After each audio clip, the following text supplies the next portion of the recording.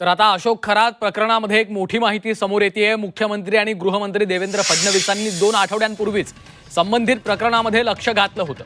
Police महासंचालकांशी बोलून मुख्यमंत्र्यांनी कारवाईचे आदेश दिले होते। संबंधित प्रकरणाचं गांभीर्य ओळखून खरातवर शक्य ती कडक कारवाई करा असे देखील आदेश त्यांनी दिले होते। या प्रकरणात महत्त्वाचे सर्व गंभीर पुरावे, व्हिडिओ क्लिप्स अशा सगळ्या गोष्टी ताब्यात घेण्यात आलेल्या होत्या। अशोक खरातला थांगपत्ता लागू न देता पहिल्यांदाच पुरावे गोळा करण्यावर पोलिसांनी लक्ष केंद्रित केलं आणि मगच ही कारवाई केलेली आहे असं समजतंय। कृष्णात पाटील आमचे प्रतिनिधी सध्या आपल्या सोबत आहेत। कृष्णात, आपण पाहतोय मुख्यमंत्री देवेंद्र फडणवीसांनी 2 आठवड्यांपूर्वीच या प्रकरणामध्ये लक्ष घातलेलं होतं आणि इतकंच नाही तर कारवाई करा असेही आदेश त्यांनी दिले होते असं समजतंय।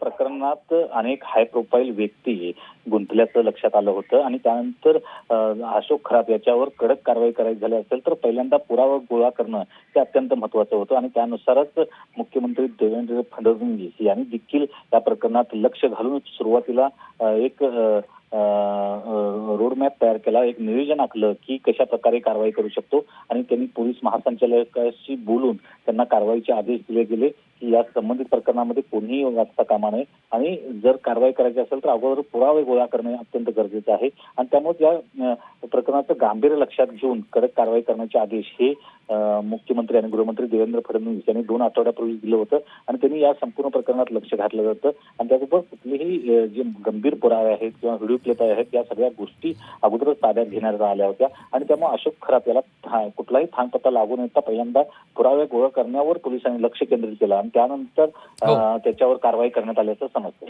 निश्चितच धन्यवाद कृष्णात या माहितीसाठी।